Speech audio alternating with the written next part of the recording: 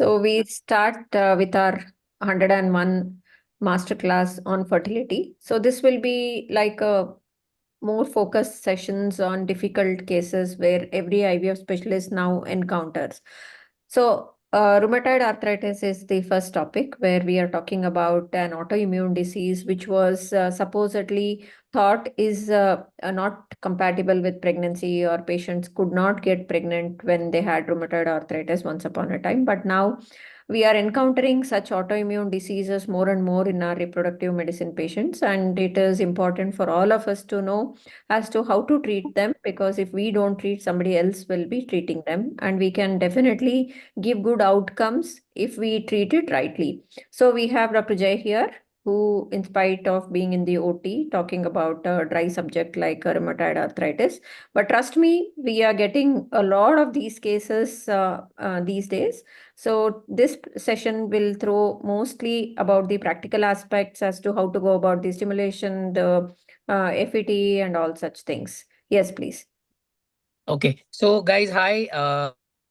First of all, this is masterclass number 101, and probably this year we have decided that we are going to be conducting masterclasses on all the difficult topics as far as IVF is concerned. So, and the discussion for all of this is going to happen on our Telegram group only, because one group is easy to discuss everything, right? So, first of all, thank you to Aarti madam and Shilpa madam. Unbelievably busy both of them are, and they've still taken out time to do these classes one time more. And I think both of them are doing these classes as a little bit of favor to me, so thank you so much. And the first thing which I want to mention as far as rheumatoid arthritis is concerned is 100%, as madam mentioned, these are more and more, okay, getting more and more common, right? These types of cases, especially in the younger generation, and then that generation is coming ahead to do IVF. Okay, so what is it that basically we need to understand? Okay, what is rheumatoid arthritis? Very simple. RA, that means it is an autoimmune process which is going to affect the joints. Okay, and it predominantly goes and affects the distal joints. Okay, that is the big problem as far as the arthritis is concerned. So people may initially start off having symptoms with finger pain, toe pain, something like that. Okay, hip pain, and all this then ultimately gets diagnosed to be having arthritis, right? Now, of course, first thing I want to mention before we even discuss all of this, my rules for treating any complicated patients are absolutely straightforward. Okay, I am 100% going to be involving in a case like this a rheumatologist. I will 100% involve in a case like this a nephrologist. Of course, I will be the IVF specialist, and as and when it is required, I will make sure that correction is happening through my physician. One boundary we have to define very nicely. So I often joke with my rheumatology friends and my colleagues about this, because we have a rheumatology team here. So we often joke that they never tell us, okay, should we use for protocols recombinant FSH or HPHMG, or should we trigger with agonist, or should we trigger with HCG? They never tell this to us, right? Simultaneously, in the same manner, if you have a rheumatologist available, and I'm sure in a city like Bombay there are so many, but there must be great people available everywhere. If you have a great colleague who is super specialized in that disease available, then the answers are simple. Please make sure that you do not cross the advice of the super specialist. Okay, that is the most important things, because certain things which they have told are absolutely priceless. Okay, as far as IVF and pregnancy is concerned, the first and the foremost thing is that you need the disease to be in remission. Okay, when you are planning IVF or when you are planning pregnancy. Now, the disease can be in remission even if the patient is on drugs, and the disease can be in remission even if the patient is without drugs. Okay, so I will draw a small flow chart. Okay, just to explain everything, right? Very fast. Right.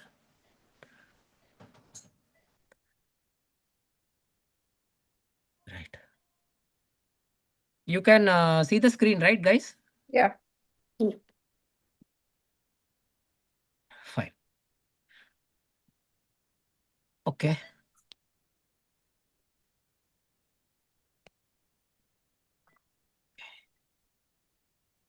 Okay, you can just see I have written here, right? So the flow chart is very simple. Whenever you are talking of rheumatoid arthritis, the patient can be drug free, okay, or the patient can be on drugs, okay.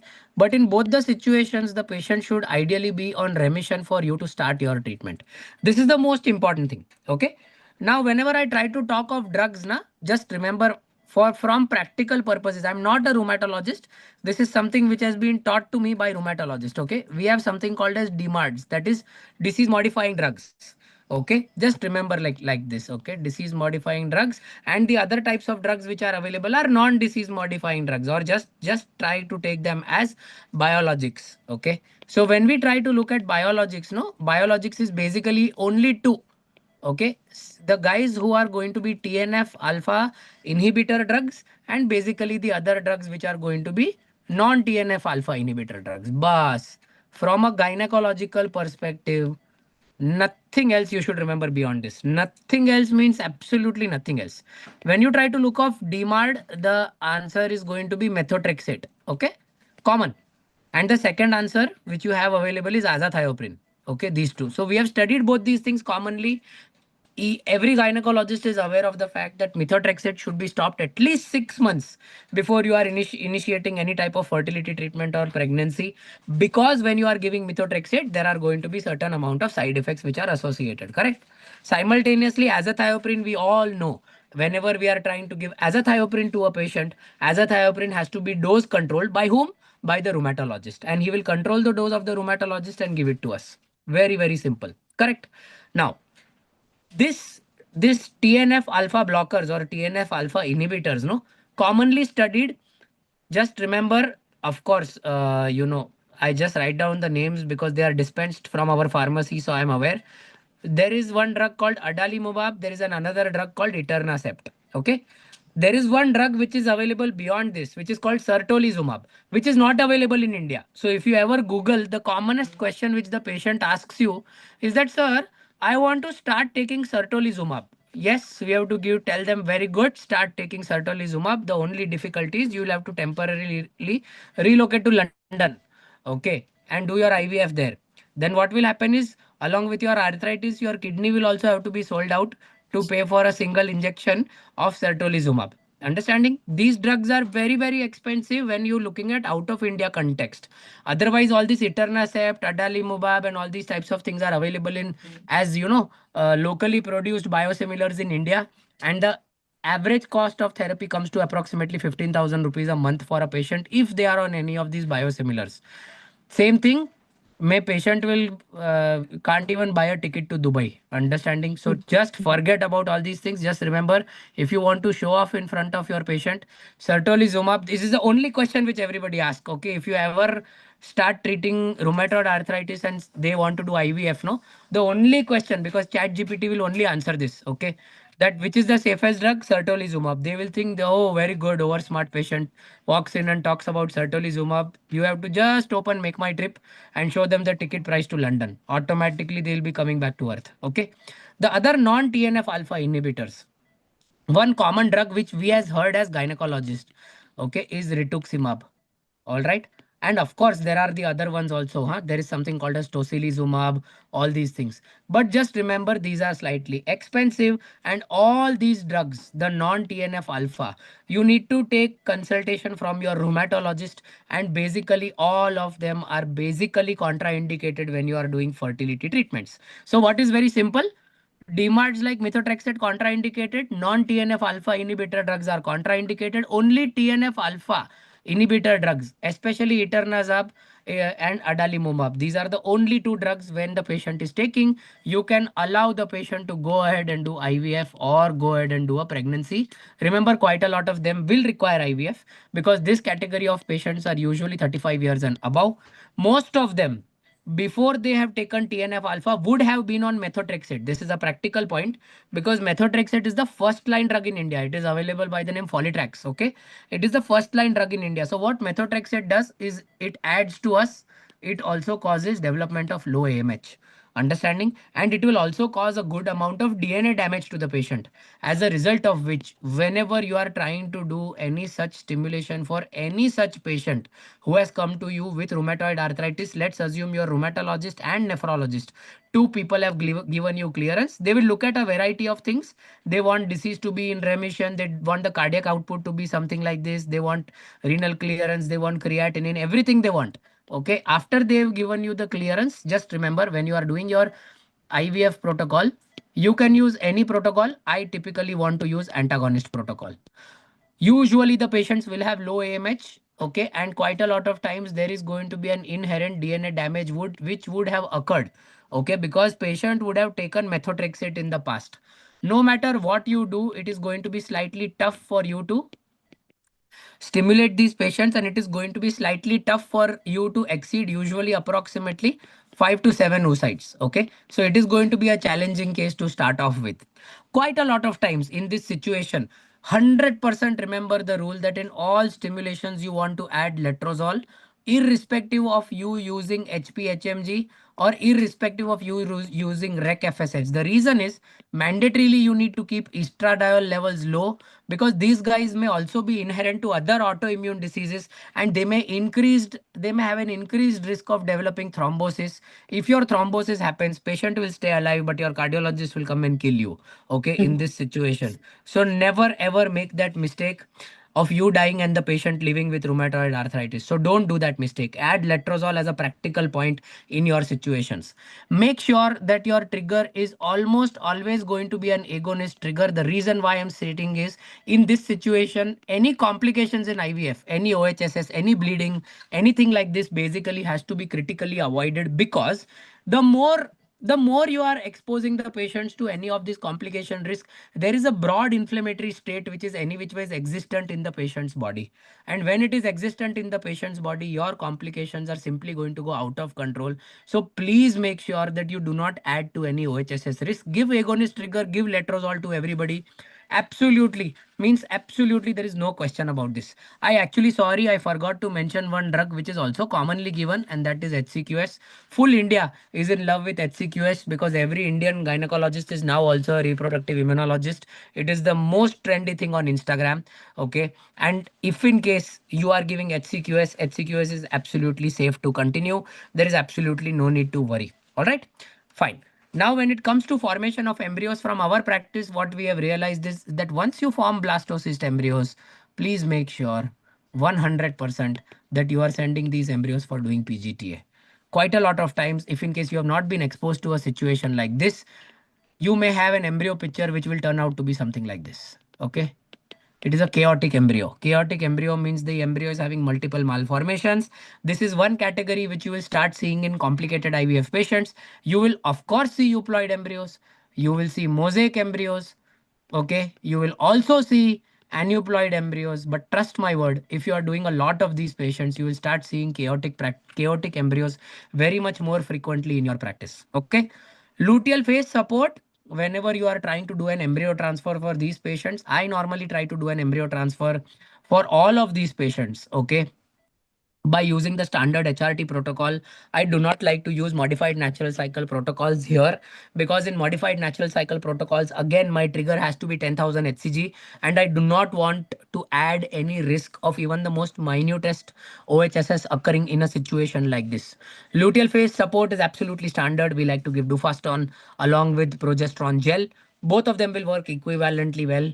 But the good thing is, when you are doing such type of complicated IVF systems, the normal commercialization which we follow by adding 250 drugs as a part of luteal phase support will have to be eliminated, and you will have to come down to the drugs which really actually work, and not the drugs which work only for your pharmacy profits. So here you have to be very, very careful as far as LPS is concerned. After the patient becomes pregnant, you are done. Make sure that you shift the patient to your obstetrician. Both of you must share equivalent risk of developing coronary artery disease, and it should never be you alone, right? Because your obstetrician, no matter how good they are, these types of pregnancies are exposed to an inherent risk of developing preeclampsias in the mother, and they are also having a very big risk of developing low birth weight gestations. So when something like that is prevalent, you make sure that you're working as a team and not trying to work alone in these types of patients. I think one more thing is very important. Your nephrologist or your rheumatologist is going to be very, very careful looking at the pre-existent condition of the creatinine levels of the patient.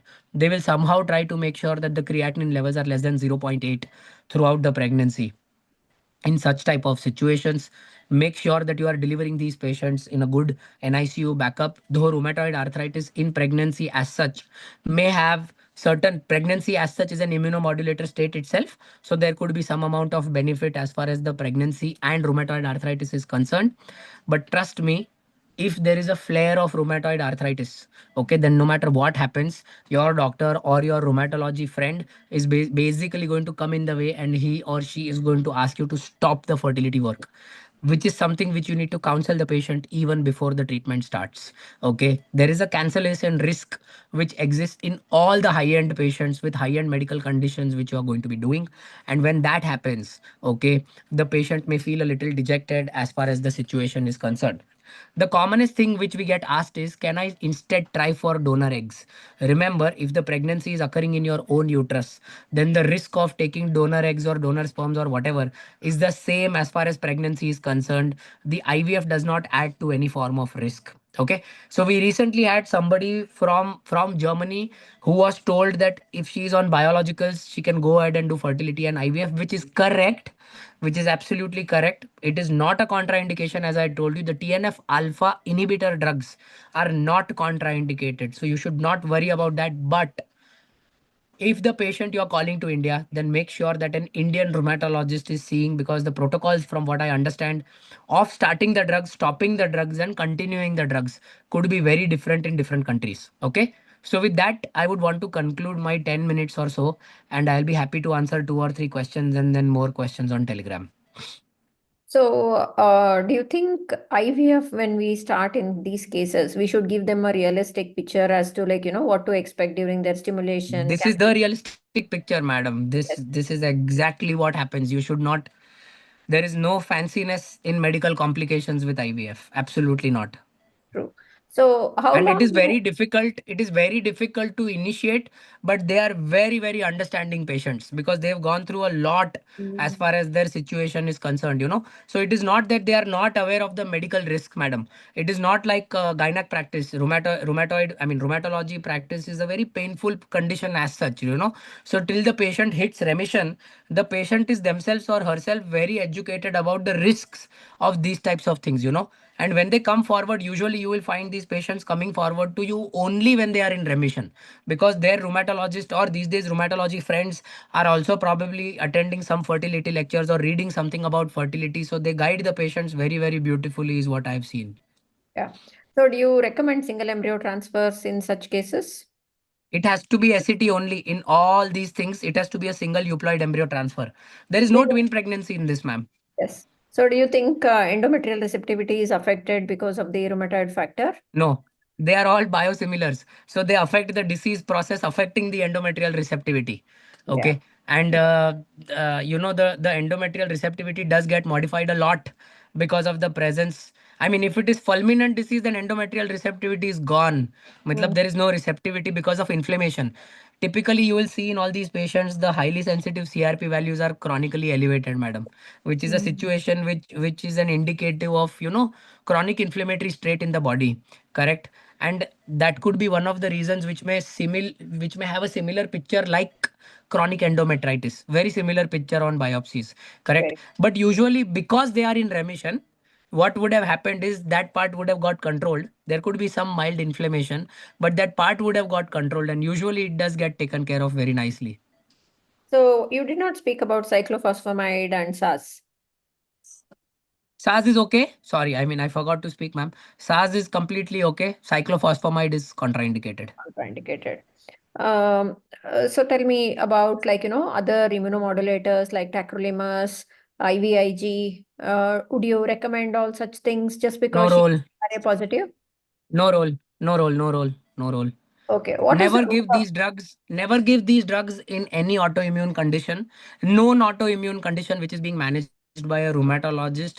without a written down clearance of the rheumatologist. And if the rheumatologist wants to give infusion, send the patient to the rheumatologist, let them infuse it to that patient under their supervision and send the patient back to you.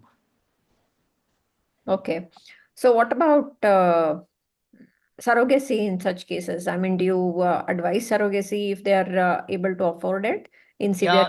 Yeah, it's it is the treatment of choice. But these days, getting surrogacy done in India is a very big headache, madam.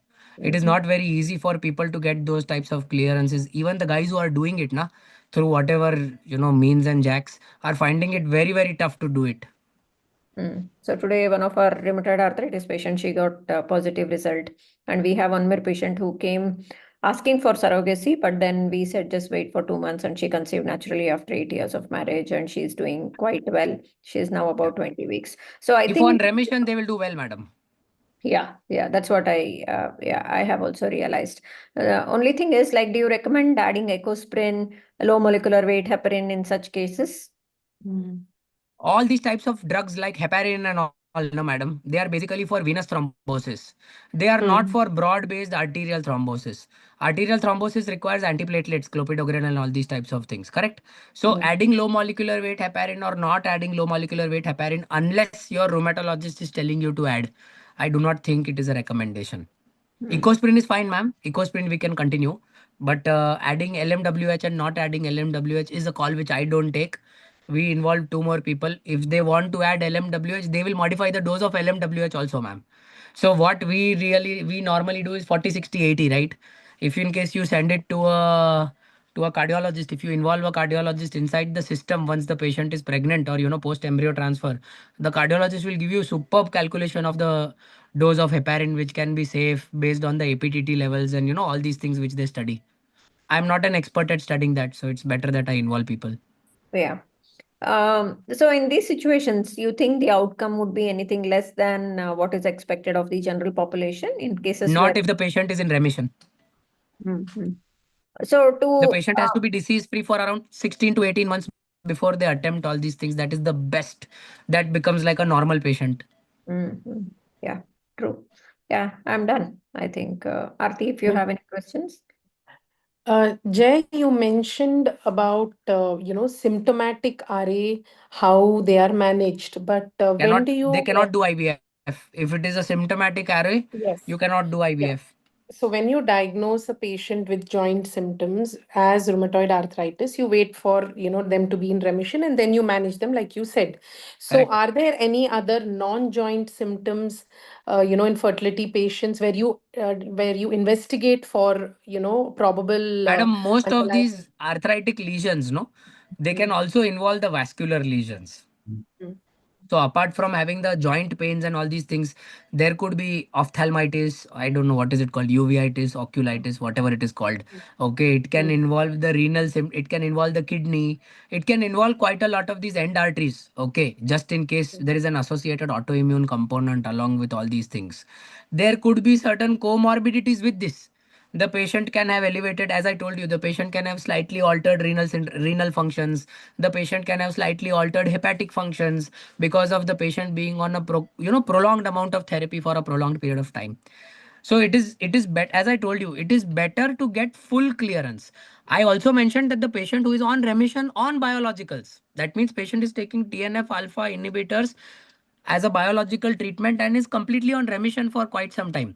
This patient, you can do whatever you want to do. It is absolutely safe because it is behaving like a normal patient. But your rheumatologist should give clearance, because let's say the patient has had arthritis and very severe arthritis. Okay. Then even if the patient is on remission, the rheumatologist may tell her no.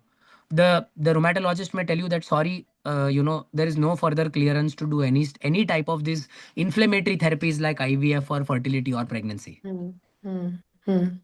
You were mentioning 16 to 18 months they should be disease free, before you Ideally. ideally. But you tell me how many of our patients are ready to wait for so long, and especially if you're having a In this 35-year-old with a category, point everybody. 0.5, if you're having a 35-year-old with a point 0.4 AMH and 2 antral follicle count, and they are having an active disease, you can't afford to wait another 1.5 years, na Jay? So that is But the like a risk catch of 22 situation. Yeah, but the risk of doing treatment when you have an active disease is not justifiable, madam.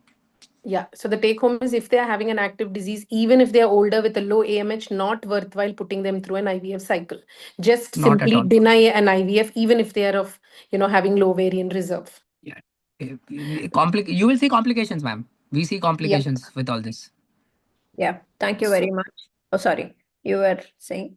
just one more question. What are the tests you do, Jay, while you are monitoring these patients? You said CRP and No, CRP is ES. one of the tests which our colleagues will be doing. I don't write down a single test for rheumatoid arthritis, ma'am. Yes. I'm Right. not qualified to do it at all.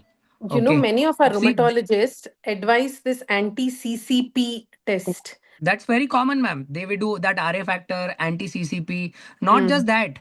I think quite a lot of them, from what I've seen, they investigate for the entire panel. Yeah. They Right. will look for that Autoimmune. HLA-B27, Right. anti-SSO, Mm. many things, they will look at. See, they are the guys who are supposed to give, medical legally responsible for making sure that whatever they tell and write, the patient is going to, pull through that. So, Mm. they may have certain monitoring factors which they may want to decide based on the aggressiveness of the disease or based on the patient factor and their experience. So Mm. I personally absolutely don't interfere. In fact, there is no role of interfering, and considering my limited level of knowledge, even if I interfere, they'll not listen. So I do not think it works that way. Got it, Jay. So I think very clear message that we should involve a multidisciplinary team while treating these patients and not worthwhile putting them through, risky situations. I personally don't think so. Yep. The Yep. guidelines don't support it either. Right. Right. Thank you.